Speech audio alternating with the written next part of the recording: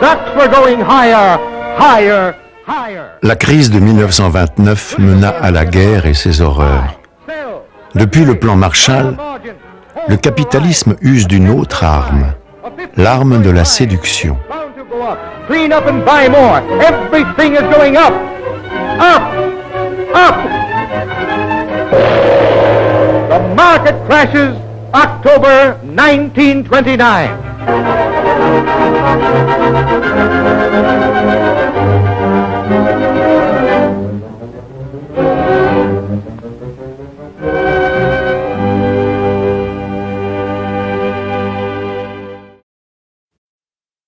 Au sortir de la Seconde Guerre mondiale, Michel Clouscar, alors âgé de 17 ans, a ressenti un profond désarroi devant le désarmement des résistants. Cet événement douloureux va marquer l'ensemble de son œuvre.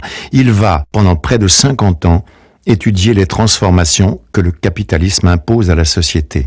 Il sera un des analystes les plus pertinents de son temps. C'est la société où on vit, c'est le capitalisme. On vous offre... vous pouvez aller partout, vous pouvez aller aux Seychelles, vous pouvez avoir un 4x4 hyper gros, polluant et autres, vous pouvez. Après, ça va être compliqué pour l'avoir. Il va falloir que vous trimiez, il va falloir que vous vous soumettiez, il va falloir accepter toutes nos normes.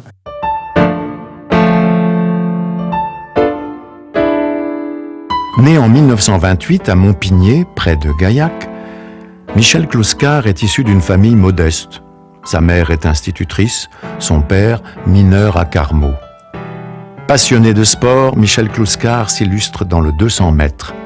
Il sera même présélectionné aux Jeux Olympiques de 1948. Il consacrera son premier ouvrage à une sociologie du sport, dans lequel le sportif devient la figure opposée du narcisse de la société libérale qui ne propose qu'un corps tourné sur lui-même. Notre première discussion là-dessus, je me rappelle, c'est autour du Tour de France. Et je m'étonnais, moi, j'ai une formation de petit colonial expatrié, dans mes représentations, quoi de plus vulgaire vraiment que les connotations du Tour de France, les publicités, le public, la vulgarité. Et là, Michel Clouscar me sort que, du point de vue statistique déjà, que le Tour de France, ça a été mesuré, et l'effort physique le plus colossal qui soit donné dans les sports, plus que le marathon même. Et il est pour me faire prendre conscience de détermination que je maîtrisais dans l'abstrait, mais que j'étais loin de m'appliquer à moi-même, a fortiori d'en faire un usage sociologique, à savoir que si le sport rencontre une telle ferveur, je crois qu'il n'y a pas d'autre mot, quand j'essaie de me souvenir le temps sur lequel il en parlait, dans les classes populaires, c'est précisément parce que c'est au niveau de l'effort musculaire que ça représente que le travail retrouve une reconnaissance. Et pour une fois, sous une forme sublimée, applaudie et reconnue de cette partie de son existence qui est toujours niée, marginalisée, voire marquée d'indignation. Alors, est-ce un acte manqué, ou est-ce un acte manqué bien réussi quelque part, mais il a renoncé à sa carrière sportive lorsque, en voulant travailler la finale du 100, justement, c'était juste après la guerre. Il a dit, j'ai voulu me laisser pencher un peu en avant pour gagner quelques dixièmes d'un dernier mètre. Je me suis étalé dans toute ma longueur, tout le peloton est passé devant, et donc j'ai laissé le sport et j'ai fait de la philo. Il quitte ainsi Gaillac et part à Toulouse étudier la philosophie. Lui, pour qui Toulouse est déjà la grande ville, n'imagine pas qu'elle ne sera qu'une étape avant Paris. Étudiant brillant, il est poussé à continuer ses études à l'université de Nanterre.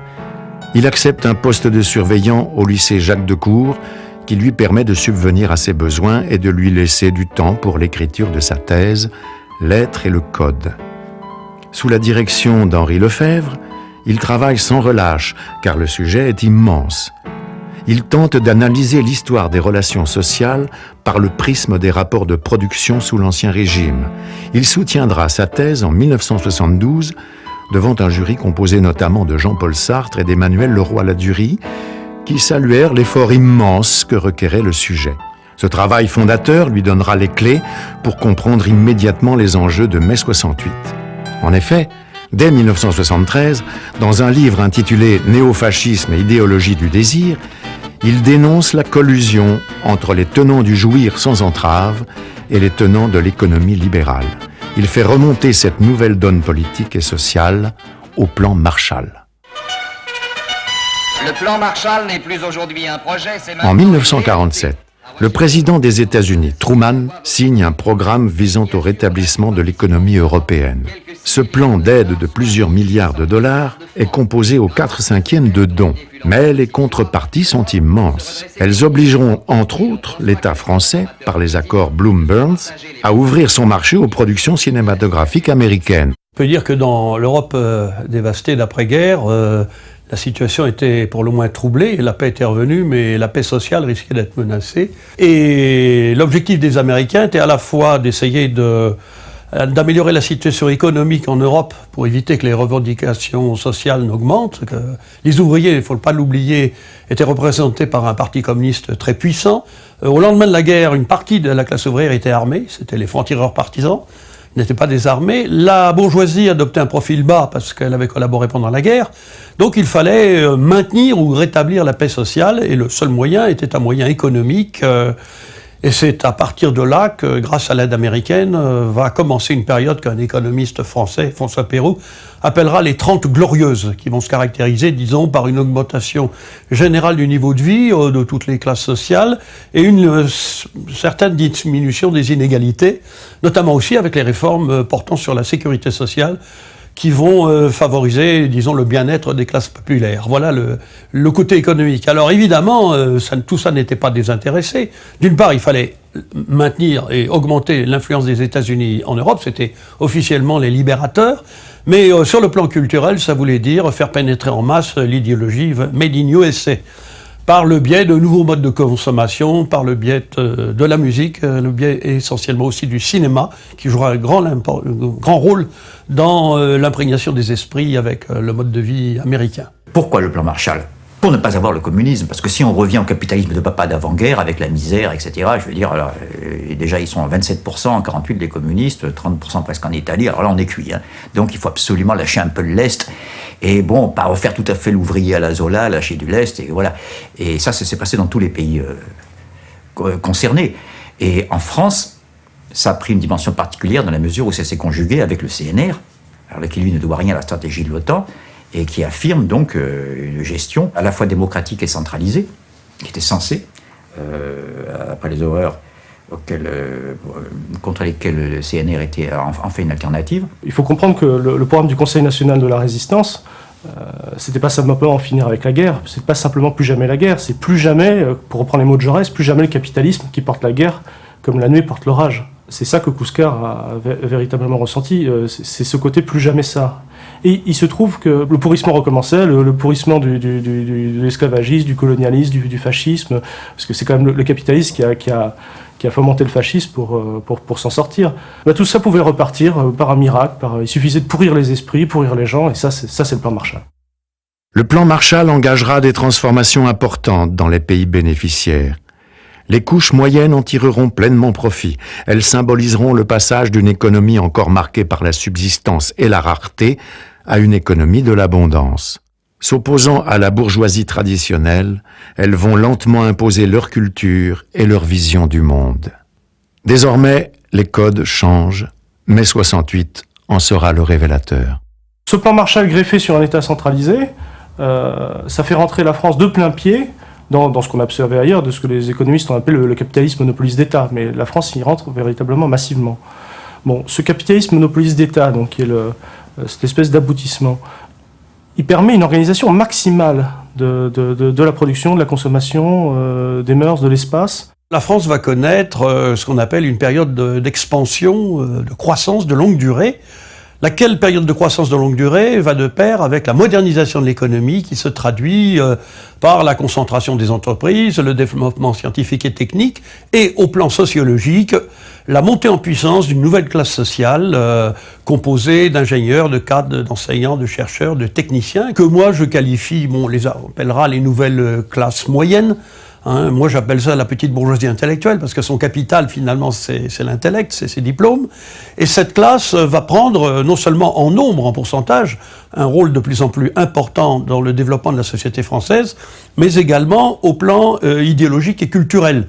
C'est-à-dire qu'on ne comprendrait pas, par exemple, le succès des films La Nouvelle Vague si on ne les voyait pas comme l'expression artistique de la vision du monde de ces nouvelles couches moyennes, très modernistes, très en rupture avec la morale bourgeoise traditionnelle. Le capitalisme monopoliste d'État, il crée à la fois le produit et le client.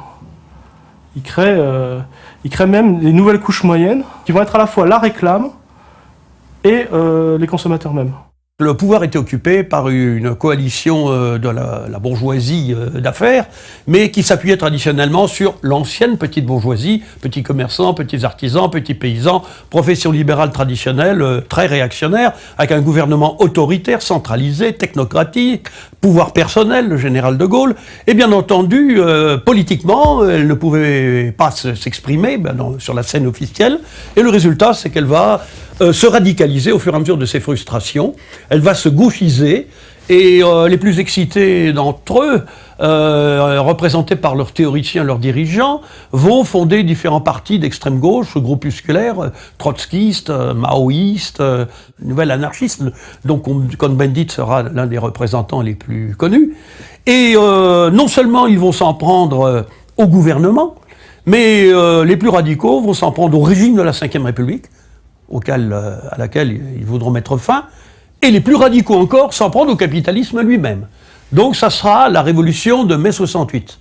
Mais ça, c'était au plan des paroles, des slogans, des discours. Il faut quand même savoir que dans un pays capitaliste normal et normalisé, cette classe montante d'ingénieurs, de cadres, de techniciens, d'enseignants, de chercheurs, de la matière grise, comme on dira plus tard, n'ont pas pour vocation de faire la révolution, mais de seconder la bourgeoisie dans sa domination en tant que classe intermédiaire, classe médiane, classe médiatrice, entre ceux qui dirigent et ceux qui exécutent. C'est pour ça qu'on dit qu'ils sont, comment dirais-je, préposés, les néo-petits bourgeois, aux tâches de médiation, c'est-à-dire de conception, d'organisation, de contrôle, d'inculcation, de formation, etc. Pour ratifier cela, cette situation-là, il a fallu une alliance générale, ce que Gramsci appelle un bloc historique, c'est-à-dire, en l'occurrence, l'alliance des classes possédantes et des classes moyennes. Alors dans les situations révolutionnaires, c'est l'inverse qui se produit, c'est l'alliance des classes populaires avec les couches moyennes. Là, en l'occurrence, les classes possédantes se sont mis les couches moyennes dans la poche, en créant véritablement des nouvelles couches moyennes. Je dis bien couches moyennes parce que il est bien évident que dans le mode de production capitaliste, avec toutes les différences de hiérarchie sociale qu'on peut trouver, et ça, vous prenez la lutte des classes en France de Marx, vous avez à peu près 14 groupes sociaux, contrairement à ce que font croire les adversaires du marxisme, c'est pas une logique binaire. Mais simplement, la logique même du capitalisme s'est articulée sur ceux qui détiennent les grands moyens de production et d'échange, le capital, et ceux qui offrent leur force de travail. Pour contrer cette logique duale du propre mode de production capitaliste, il faut évidemment des tonnes de couches tampons. Appelons-les pas forcément classes, ce ne sont pas forcément des classes, elles ne se vivent pas comme ça, elles n'en ont pas forcément conscience, mais ce sont des couches moyennes. Et le capitalisme monopoliste d'État, créé à la faveur du plan Marshall, a eu le don d'augmenter complètement le nombre de gens qui se sentaient couches moyennes. Et cela via le salariat généralisé. Ce sont des gens à qui on a fait aimer leur chaîne, littéralement.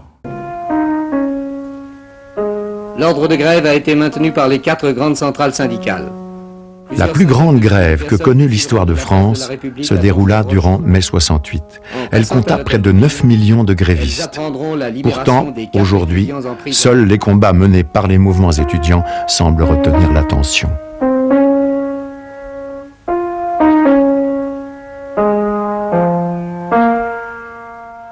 Luskar faisait l'hypothèse que l'aspect précisément sociétal, libéral, libertaire de 68 aurait été fait pour servir de barrage et contre-révolutionnaire à un processus qui devenait fatal pour le capitalisme. En 68, ils ont eu peur, parce qu'il y a eu la France, mais il n'y avait pas que en France, où il y a eu mais 68, il y a eu l'Italie, il y a eu la plupart des pays d'Europe, il y a eu les États-Unis. Ils ont dit, bon, c'est fini, ils ont eu ce qu'ils voulaient pendant les 30 Glorieuses. Maintenant, on reprend la main, on les casse, on dit qu'ils servent à rien, on va en mettre un paquet au chômage, comme ça fera peur aux autres, et c'est ce qui s'est passé, quoi. Voilà.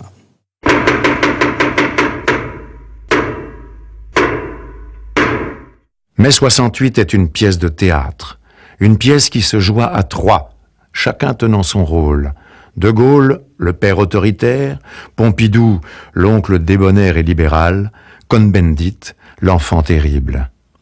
Michel Clouscar voit dans Mai 68 une révolution de palais, un second plan Marshall d'ordre symbolique qui verra l'alliance du libéral et du libertaire pour faire sortir de la scène les représentants de l'ancienne bourgeoisie. Les couches moyennes participent enfin au banquet du pouvoir. J'ai eu la chance, et si je peux dire, du moins l'opportunité, de déjeuner un jour avec le président de la République, Georges Pompidou, par le biais d'un professeur de sciences politiques. J'avais fait Sciences Po. C'était un homme de droite, professeur au Collège de France, par ailleurs, d'histoire sociale. Et j'étais son opposant de service dans ce qu'on appelle à Sciences Po les conférences de méthode. C'est là où on apprend à parler de n'importe quoi, mais avec un plan en 2 parties bien structuré.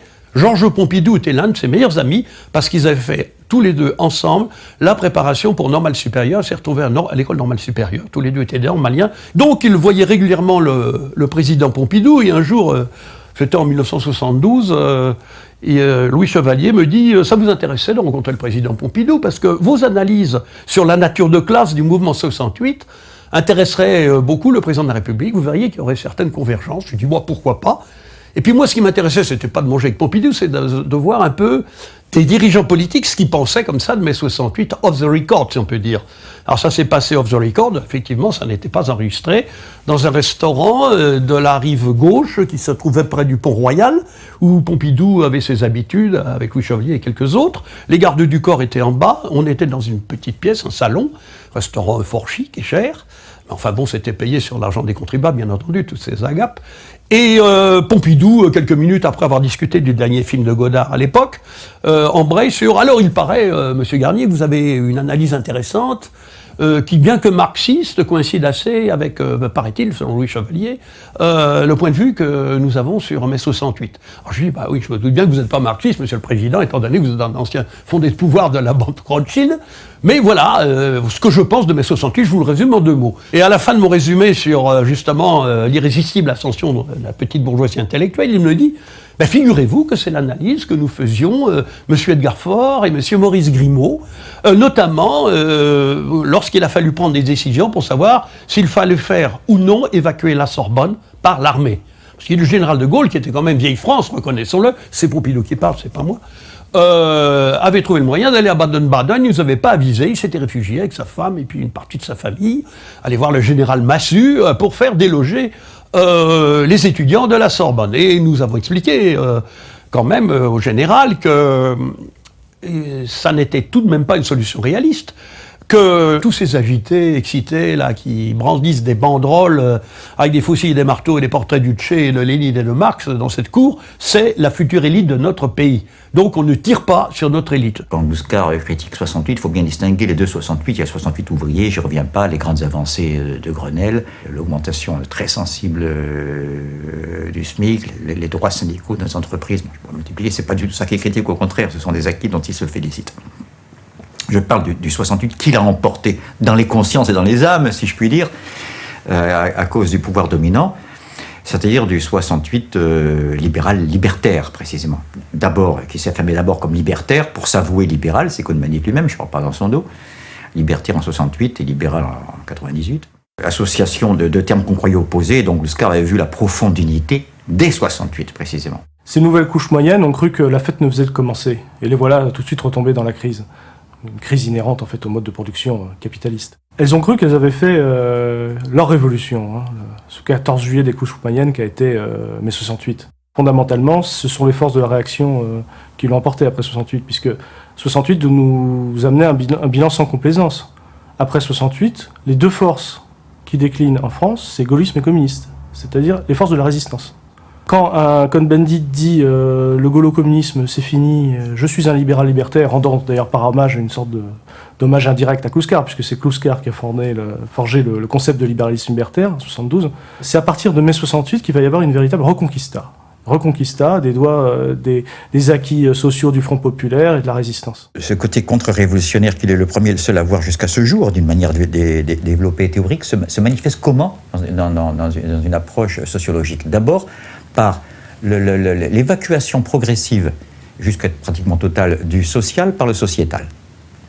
Il est évident que remplacer les luttes de classe par le fait de dresser les femmes contre les hommes, les jeunes contre les vieux, les Hutus contre les Tutsis et les Corses contre les Français, c'est quand même plus profitable pour les capitales dont Gluskar dit très clairement qu'il a tendance à porter la guerre civile chez les pauvres. Alors, ce qu'on a appelé la révolution de mai 68, c'était avant tout une révolution, on pourrait dire, culturelle. Pas au sens maoïste du terme, mais disons qu'elle portait sur le mode de vie, les valeurs dans la vie privée, l'épanouissement individuel, etc.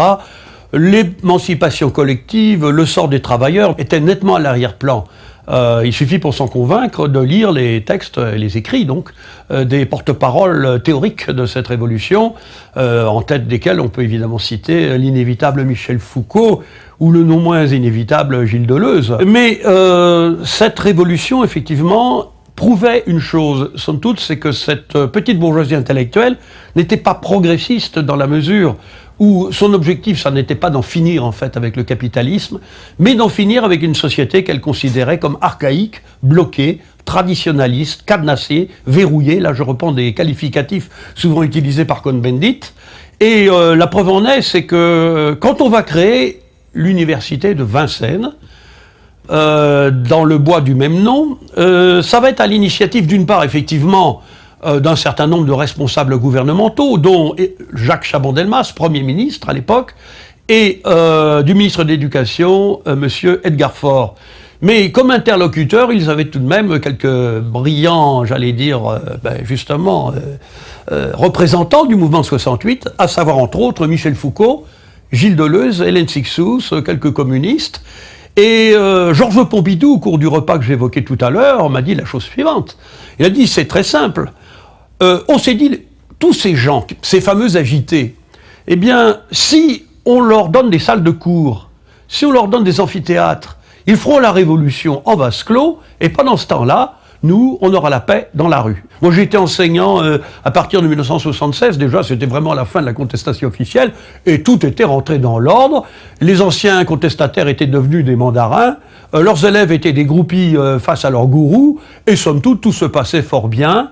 Il n'y a pas eu beaucoup de troubles. Donc, on peut dire que Paris 8, ça a été finalement à la fois l'apothéose et la fin au plan intellectuel de la contestation. S'inscrivant dans la lignée philosophique de Rousseau, Hegel et Marx, Michel Clouscar engagera une querelle contre les maîtres à penser de 68, Althusser, Sartre, Foucault, Lévi-Strauss, autant d'intellectuels qui, pour Michel Clouscar, ont pour point commun de reléguer les déterminations économiques et historiques au second plan. Ils incarnent la trahison des clercs, abandonnant les questions sociales et les enjeux collectifs au profit des préoccupations sociétales chères aux couches moyennes. Je peux prendre quelques exemples très localisés. Si je prends Althusser, par exemple, je prends la manière dont Althusser fait intervenir la détermination économique. C'est pas rien tout de même, quand on se réclame de Marx. Eh ben, c'est pas Althusser, il a fait intervenir jamais, une concreto. Et en même temps, toujours, je m'explique. Il dit, ah bien sûr, c'est la détermination essentielle, c'est celle qui a... Hein, moi je suis marxiste, plus marxiste que moi tu meurs, et l'économie est toujours là comme détermination, mais... c'est son expression, en dernière instance, c'est pas lui qui l'a forgé, mais il s'en sert de telle manière, Althusser, que finalement, on arrive à avoir une théorie marxiste qui parle jamais d'économie. Dès qu'on parle d'un cas particulier, concret, d'esthétique, d'art, il n'est plus question d'économie. C'est toujours en dernière instance. Il est question d'économie que lorsqu'on parle d'économie. Jamais il va dire, tiens, voilà la détermination économique qui fait qu'on passe de la musique sérielle à la musique post-sérielle. On le trouve jamais. Je raffine un peu exprès. Hein. Et à tout seigneur, tout honneur, tout de même, Lévi-Strauss. Alors Lévi-Strauss, c'est quelqu'un de sérieux, c'est pas du tout un mariole, pour parler comme Gluskar avec son accent. Il y a un sérieux épistémique, et puis il y a une formalisation qui a fait ses preuves, et qui est efficiente, à condition qu'on ne parle pas de nos sociétés, c'est ce qu'on dit toujours, au lieu d'en faire un maître penseur, mais qui est valable, comme dit d'ailleurs Lévi-Strauss avec un petit jeu de mots à lui, c'est valable seulement pour les sociétés sans histoire. Au double sens, sociétés qui sont avant l'histoire et en même temps sociétés sans palabres, sans conflit mondialisé. Ce kantisme sans sujet transcendantal dont Lévi-Strauss se réclame tout à fait explicitement, a précisément l'avantage, à l'inverse de Kant, c'est là qu'il y a une trahison de ce qu'il y a de meilleur du kantisme dans le néo-kantisme, de nous débarrasser précisément de l'histoire. Ce combat à contre-courant de l'idéologie dominante, vaudra à Michel Clouscar d'être tenu à l'écart aussi bien des médias que du milieu universitaire. Son œuvre restera longtemps méconnue ou ignorée. Michel Clouscar a connu aussi un sort un peu semblable à celui d'un autre philosophe qui a été un peu boycotté, moins que lui, par les gens de son milieu, c'est un milieu universitaire, on peut dire, et de chercheurs, à savoir le philosophe et sociologue Henri Lefebvre. Ils avaient tous les deux le tort, aux yeux des petits bourgeois anciennement révolutionnaires, entre guillemets, et ensuite recentrés, de ne pas avoir jeté leur défroques progressistes aux orties, et de continuer à se sentir solidaire de la classe ouvrière, ce qui ne pardonne pas dans un milieu de renégats. Alors, Kluskar, effectivement, il s'est trouvé que ses ouvrages ont été méconnus, surtout il s'attaquait à des gourous de l'idéologie 68 art. Rappelons, il s'est payé Althusser, il s'est payé Gilles Deleuze, entre autres, puis un certain nombre d'autres gens, et évidemment, on ne crache pas dans la soupe lorsque la soupe est préparée par les maîtres-queux de l'idéologie dominante. C'est au Old Navy, petit café situé entre Saint-Michel et Saint-Germain, que Michel Kluskar prend ses quartiers et y écrit une grande partie de son œuvre.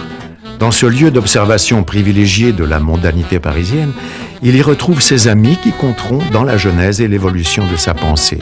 Henri Lefebvre, son directeur de thèse, et Lucien Goldman, dont la méthode l'inspirera longtemps.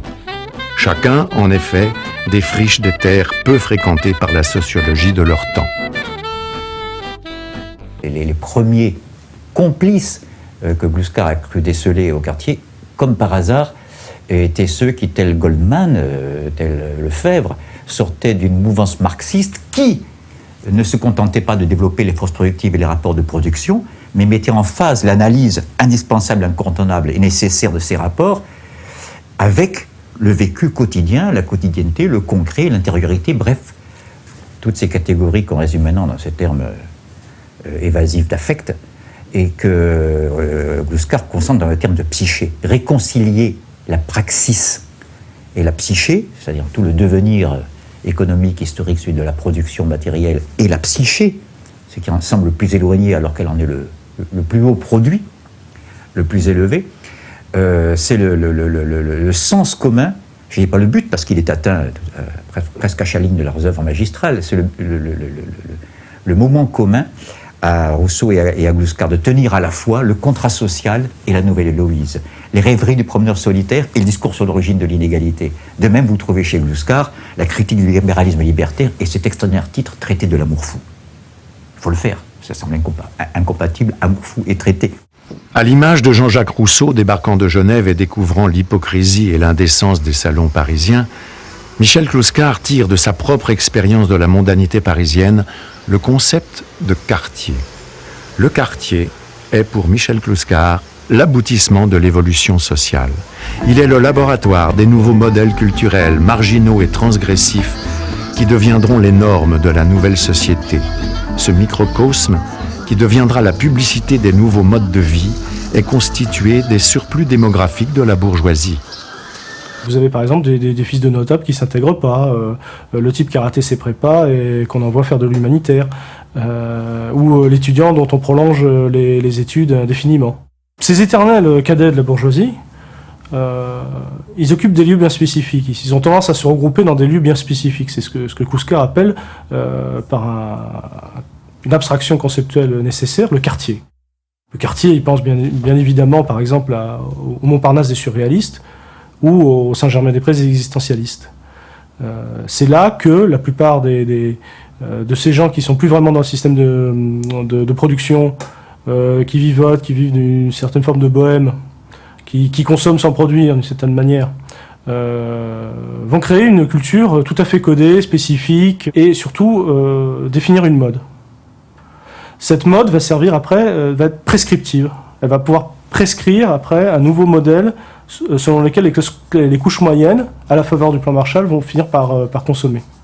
C'est-à-dire que c'est dans le quartier qu'on va créer l'initiation mondaine à la nouvelle consommation typique du plan Marshall. Je rappelle que le quartier, chez lui, c'est une figure, c'est une métonymie qu'on peut prendre au sens propre, c'est le quartier latin, même si ça peut être Montparnasse à d'autres époques, mais aussi avec des annexes géographiques. Il ne faut pas le prendre au sens très réaliste. Il me disait souvent que le Luberon, c'était là où beaucoup de gens du quartier avaient leur maison de campagne. Le Luberon, c'était là où Althusser faisait soigner sa dépression par Lacan à ce moment-là, ça ne s'invente pas. Donc ce Luberon-là, pendant une saison, le temps des vacances, faisait partie du quartier. Et son indifférence au côté réaliste géographique est manifeste dans cette anecdote.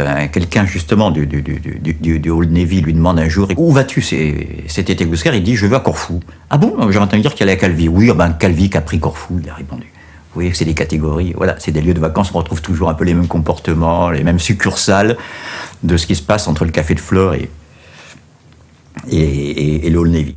Kouskar montre que ça prend une importance sociologique énorme, surtout au niveau des années 60. Parce que ce modèle-là, de la jouissance sans l'avoir, de la consommation sans la production, de l'art sans le contexte politique concret, c'est-à-dire l'art réduit à sa simple formalisation. Je critique pas le fait des recherches formelles qui ont leur sens, mais un art qui n'est que formaliste se coupe en fait de la société qui l'exprime. Alors il y a un lieu emblématique de la victoire de cette révolution culturelle portée par la petite bourgeoisie intellectuelle, c'est le centre Georges Pompidou, plus connu sous le nom de Beaubourg. L'initiative de ce centre, elle venait de Georges Pompidou. C'est lui-même d'ailleurs, il n'était pas très chaud pour le projet, il l'a trouvé trop avant-gardiste, mais il était assez démocrate, contrairement à Mitterrand. Il a accepté le projet qui a été présenté, que tout le monde connaît aujourd'hui, une fois réalisé. On peut considérer que cet édifice, surtout dans les premières années, on peut dire la fin des années 70, début des années 80, a été le temple de la contestation institutionnalisée, dans la mesure où les expositions qui étaient présentées, aussi bien qu'il s'agisse de peinture, de sculpture, de cinéma, de débat, étaient des expositions qui reprenaient une à une toutes les thématiques 68 ardes, sur la critique de la société de consommation, la mécanisation, la société industrielle, l'écologie qui commençait à apparaître aussi parmi la thématique. J'ai participé comme concepteur, entre guillemets, à l'une de ces expositions. Le thème, c'était « Qui décide de la ville ?» Et notre exposition était une exposition très à gauche qui critiquait la spéculation immobilière, la mainmise des promoteurs sur le centre des villes, etc. Et la clientèle qui était là, que j'ai appelé dans un article « la petite bourgeoisie », était parfaitement en adéquation avec ces expositions qui, en fait, étaient conçues, organisées par des gens qui étaient d'anciens leaders ou maîtres à penser de mai 68.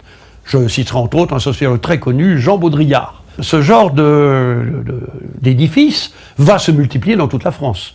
On peut dire que la plupart des maisons de la culture, qui avaient commencé déjà à être essaimées dans les années 60, mais qui vont se développer après, et tous les lieux culturels branchés, comme on dira plus tard, sont essentiellement des mises en spectacle de la vision du monde néo-petite bourgeoise. C'est d'eux dont on parle dans toutes les rubriques culturelles des journaux que lisent les néo-petits bourgeois, du genre Libération, les rubriques culturelles de Libération, Les Inrecuptibles, Télérama, etc. Il faut être dérangeant, il faut être insolent, mais sans trop déranger, évidemment. C'est ce qu'on appelle de la rébellion de confort, de la subversion subventionnée, pas autre chose. Ça a beaucoup de succès, ça a beaucoup marché, et ça a satisfait la grande majorité, et pour ne pas dire la totalité, des nouvelles couches moyennes. En 1981, Michel Kouskar, alors professeur de sociologie à l'université de Poitiers, publie « Le capitalisme de la séduction », véritable succès de librairie. Dans cet essai, Michel Kouskar réalise une anthropologie de notre modernité, analysant les gestes et rituels d'intégration au capitalisme. Quand la période coloniale se terminait, commençait une nouvelle colonisation, la colonisation des esprits. Je reprends toute une systématique de gestes, de rituels qui sont considérés comme des gestes d'émancipation et de libéralisation. Et je montre qu'au contraire, ce sont les modèles culturels dont le capitalisme a besoin pour son nouveau marché, son énorme marché, marché de l'industrie du loisir, du plaisir, du divertissement, de la mode, des monopoles commerciaux sur le sexe, sur la drogue et sur le jeu. Alors là, il y a un fantastique marché permissif qui a besoin de gestes d'usage. Kouskar montre comment il y a un véritable dressage anthropologique dans la manière même de consommer, et ceci dès l'enfance, où on vous fait croire à un monde où il suffirait d'appuyer sur un bouton pour que les choses fonctionnent. Appuyer sur un bouton, c'est le rêve du consommateur absolu.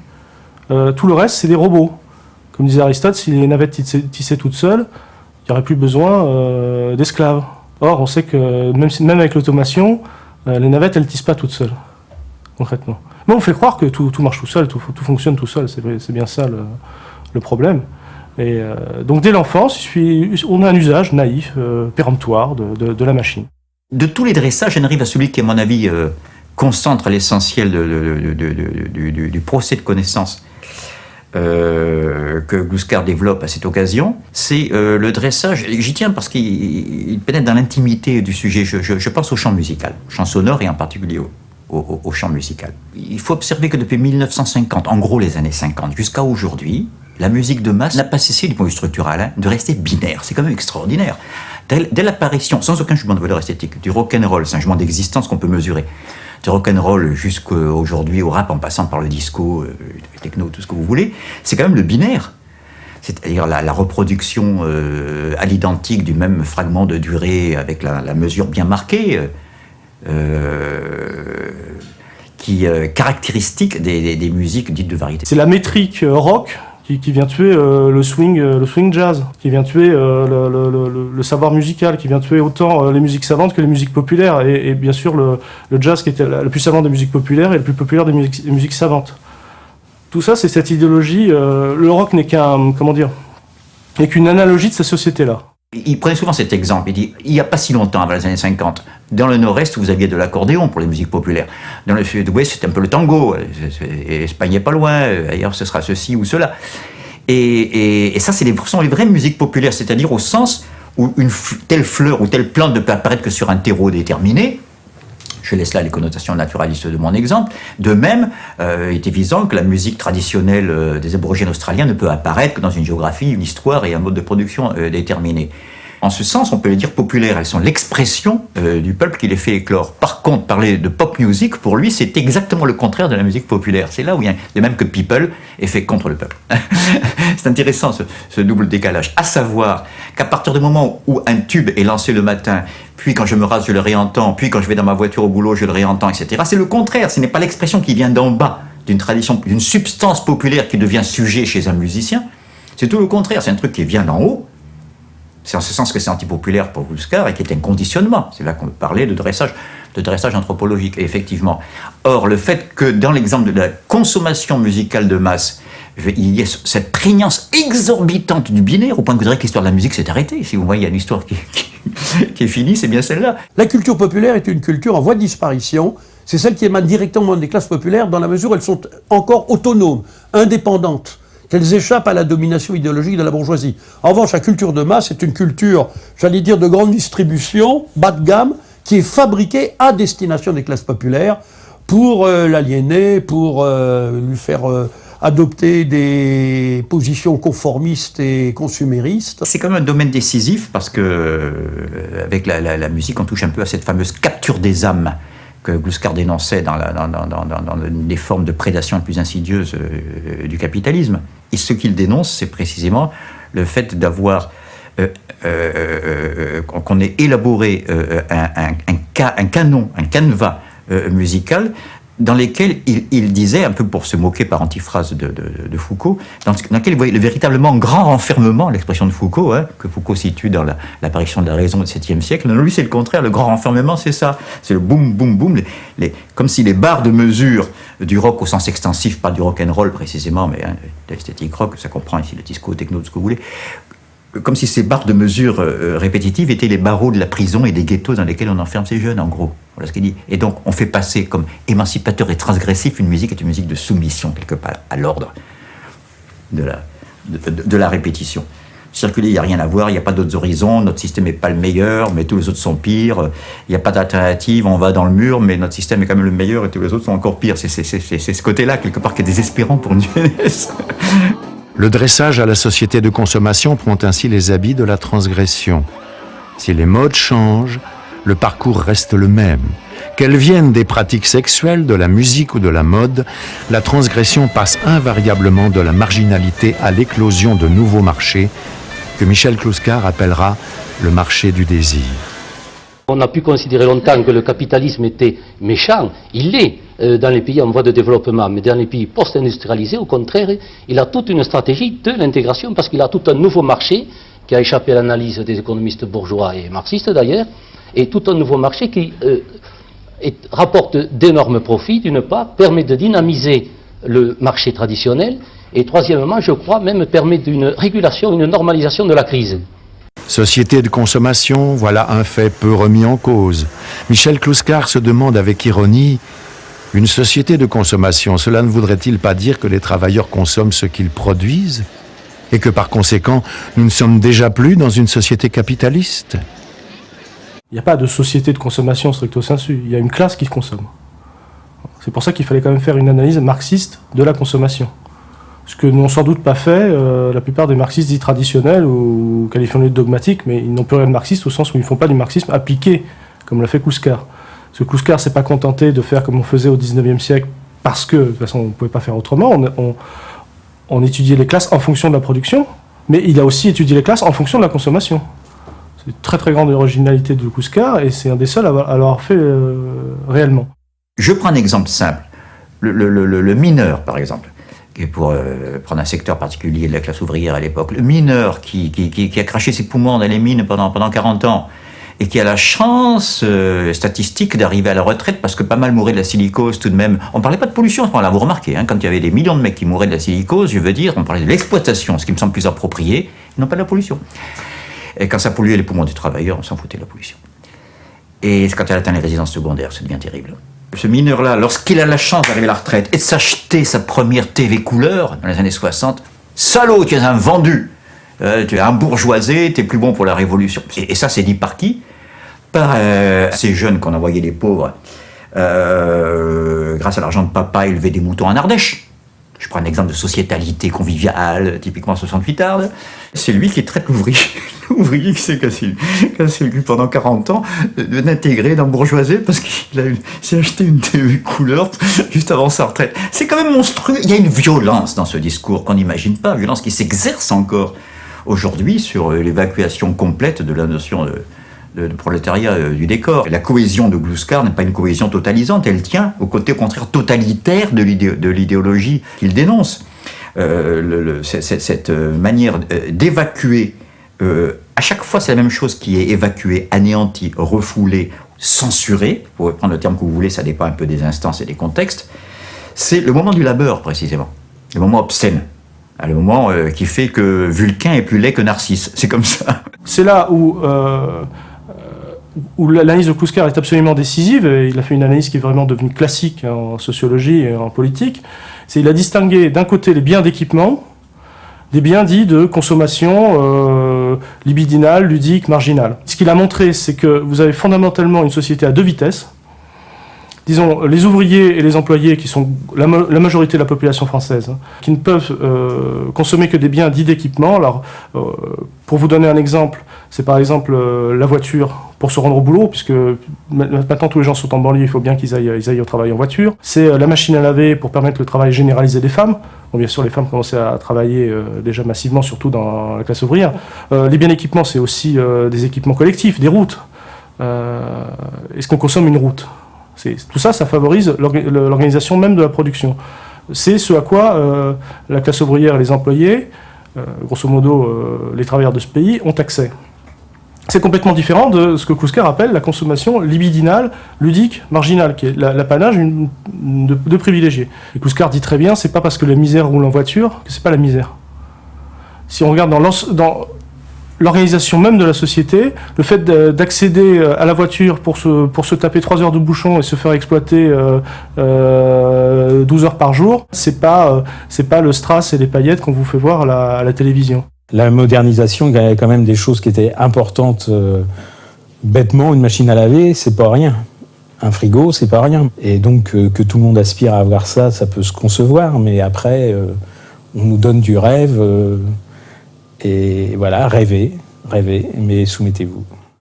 Pour Michel Clouscar, la magie des objets de consommation ne peut opérer que si on relègue dans l'oubli ceux qui les produisent. Le travail devient l'inconscient de la société, devenue une société où le ludique est omniprésent.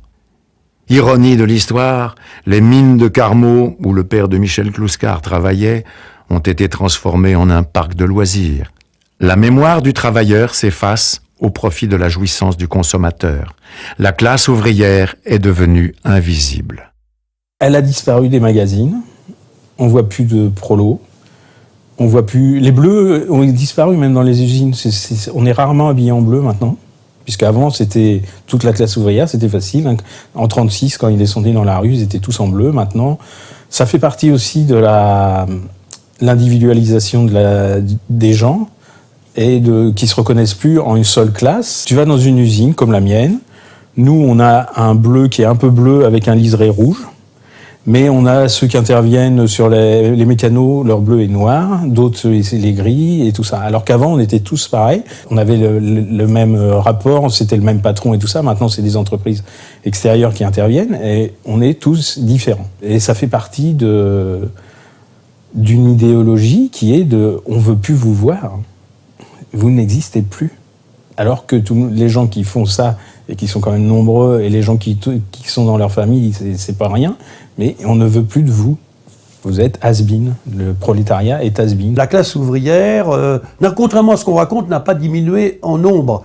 Elle a peut-être diminué en nombre dans les pays les plus développés, ceux qui se sont désindustrialisés, entre guillemets, mais à l'échelle planétaire, il est bien évident qu'on regarde des pays comme l'Inde, comme la Chine, ou les pays dits émergents, ce qui émerge aussi, c'est une nouvelle classe ouvrière, et globalement, aussi bien en chiffre absolu qu'en chiffre relatif, la part de la classe ouvrière à l'échelle mondiale continue d'augmenter. Alors pour en revenir à la France, ou à un pays dit développé ou avancé, là, on peut dire que les classes populaires se divisent en deux catégories. Les ouvriers qui ne sont plus majoritairement concentrés dans des grandes entreprises, mais plus disséminés qu'avant, parce qu'il y a aussi des transformations concernant ce qu'on appelle le management, l'organisation du travail, ce qui est en fait la réorganisation des modalités de l'exploitation, il ne faut pas se cacher derrière les mots. Donc cette classe ouvrière s'est dispersée, s'est un peu diluée, mais parallèlement au maintien de cette classe ouvrière, il y a aussi l'expansion de nouveau type de prolétariat qui est celui des employés. Quand on dit les industries de l'information et de la communication, ça veut dire qu'il y a aussi des prolétaires dans ces secteurs.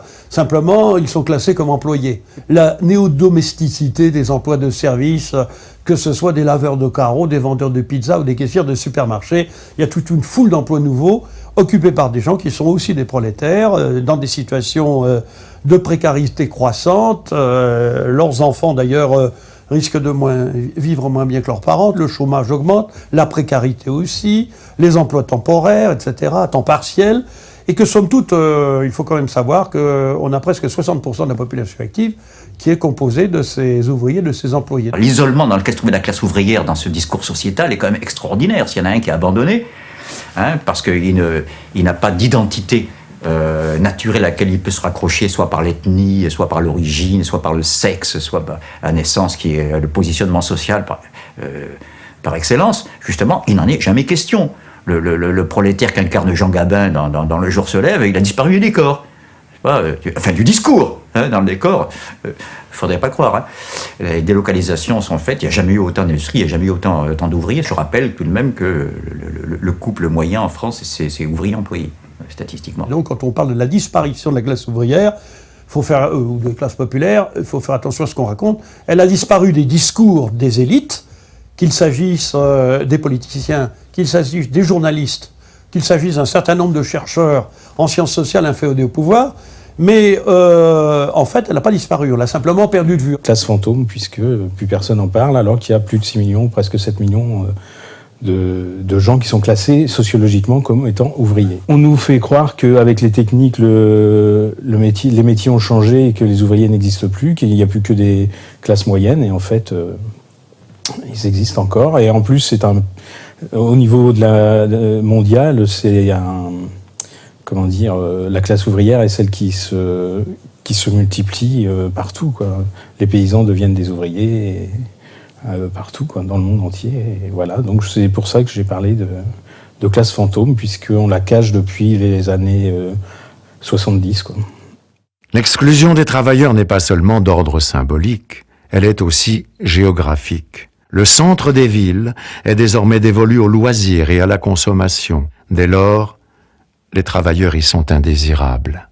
Cela se traduit par un exil forcé, une éviction, une expulsion des classes populaires dans des endroits de plus en plus éloignés du centre des villes. Il y a une véritable émigration obligée de ces classes-là qui ne peuvent plus habiter au centre. Il y a des opérations soit de rénovation, table rase, on détruit les quartiers, soit dites de réhabilitation ou de rénovation urbaine, où on restaure, retape des anciens immeubles, mais pour les rendre accessibles, une fois rénovés, à des couches qui peuvent se les payer. Je prends un exemple très, très rapide, parce que c'est Gluskar qui me l'a suggéré. Lorsqu'on les premières années, avant sa mort, la rue Mouffetard avait déjà pris son aspect actuel. C'est-à-dire qu'on avait connu tous les deux l'époque où la rue Mouffetard, comme presque du quartier de Paris, avait des étages où il y avait la misère là-haut au 6e, et où vous aviez des petites dames qui étaient toutes seules avec leur chat, là, avec des toutes petites retraites, qui tenaient plus à bouffer à leur chat qu'à elles-mêmes, mais qui se rencontraient en bas chez le boucher avec la bourgeoise qui habitait les étages nobles. Bref, tout cela constituait un monde. C'est ce que je veux illustrer.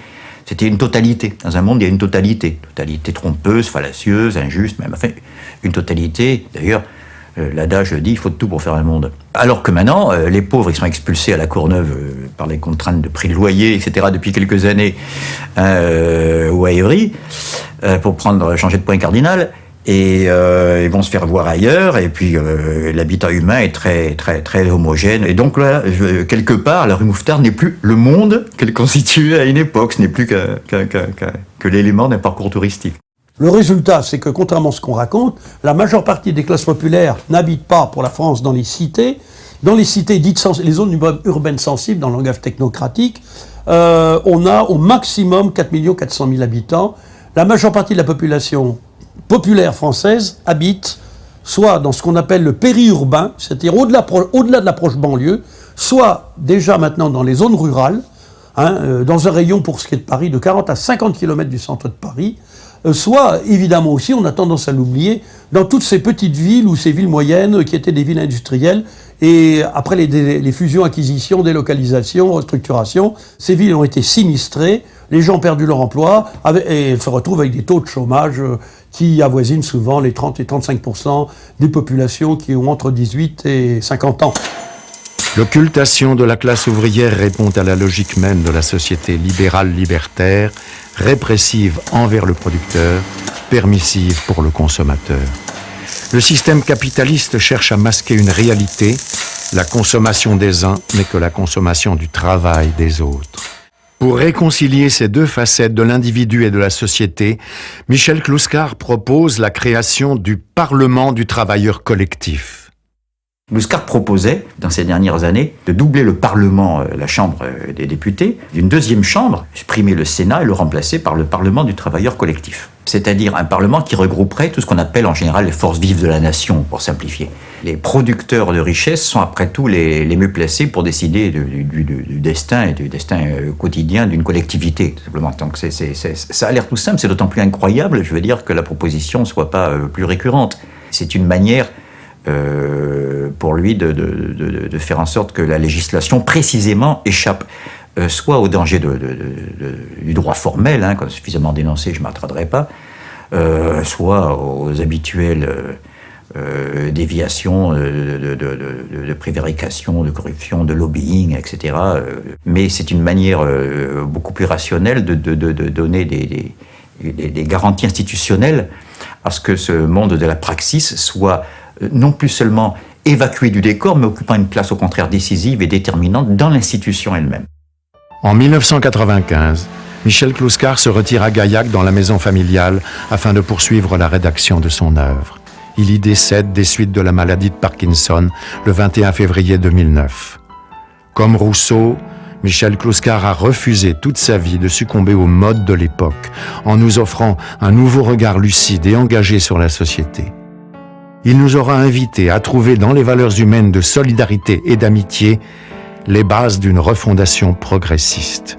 Il s'agit de proposer un nouvel horizon pour la vie humaine, à la fois concret et spirituel, le partage de l'amour et de l'amitié, l'unité du sujet et du citoyen, en marchant dans les pas des grands refondateurs qui comprenaient l'amitié, philia, comme une vertu politique et une parente de l'amour.